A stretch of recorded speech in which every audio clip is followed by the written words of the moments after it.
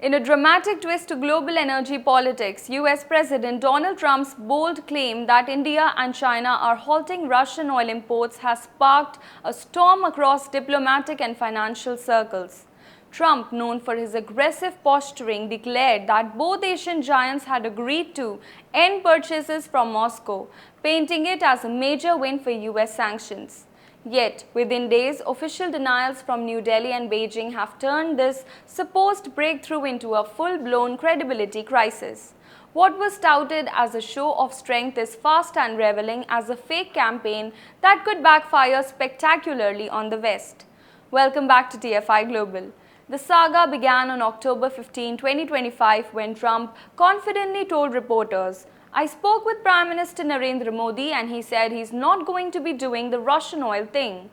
The statement immediately made headlines across Western media, with networks framing it as a decisive geopolitical shift. Trump doubled down days later, threatening massive tariffs on India if it didn't comply, while hinting that China too would soon bow to US pressure. However, the narrative quickly collapsed. India's Ministry of External Affairs publicly refuted Trump's claim, saying there was no such phone call between Prime Minister Modi and President Trump. MEA spokesperson Randhir Jaiswal emphasized that energy security remains India's sovereign priority and that no commitment had been made to end Russian imports. So, why would Trump push such a narrative? Analysts believe it's an attempt to project influence ahead of an increasingly competitive 2026 election season. By claiming diplomatic success against two of Washington's most important trading partners, Trump sought to bolster his image as a global power broker. Yet, the claim backfired. Not only did India deny the call, but Beijing's strategic silence also spoke volumes. China's Ministry of Commerce reiterated its opposition to unilateral sanctions, signaling that it has no plans to abandon its Russian partnership.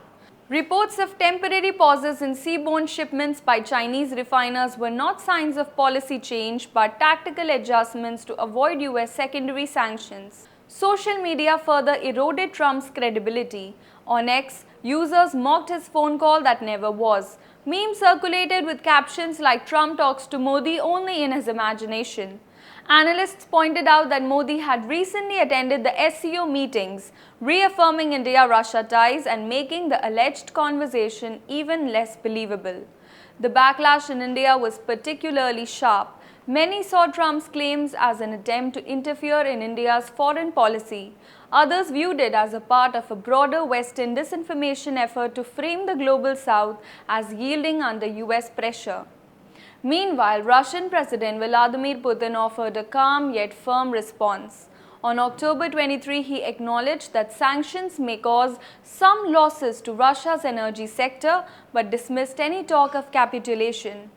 Putin warned that cutting off Russia's 9% share of global oil supply would trigger a sharp rise in prices, punishing consumers worldwide. His warning is an empty rhetoric. If India and China were to stop buying Russian oil, Brent crude could easily surge past $100 per barrel.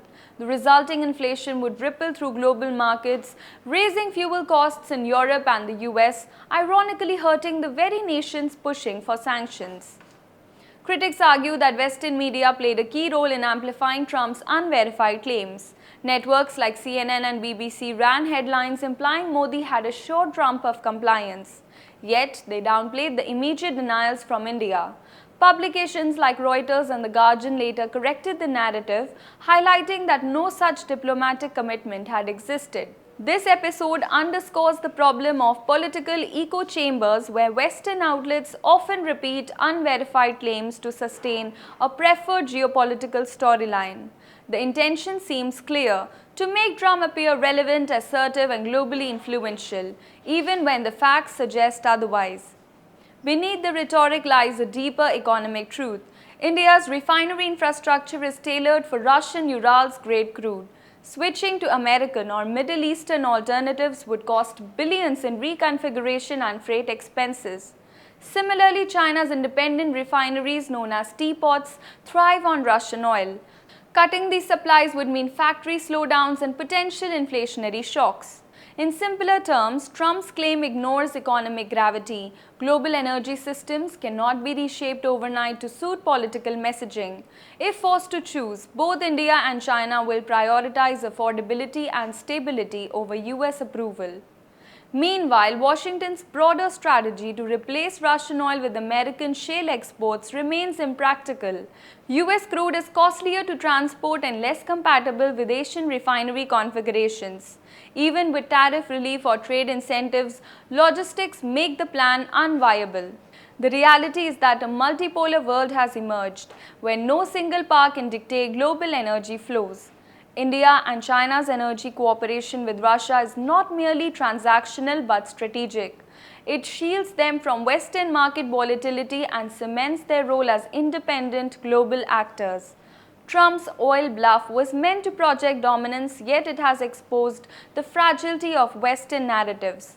The claim that India and China would abandon Russian oil has collapsed under its own contradictions. As Putin stands defiant and Asian economies continue business as usual, the story underscores a fundamental truth that in the New World Order, necessity outweighs noise.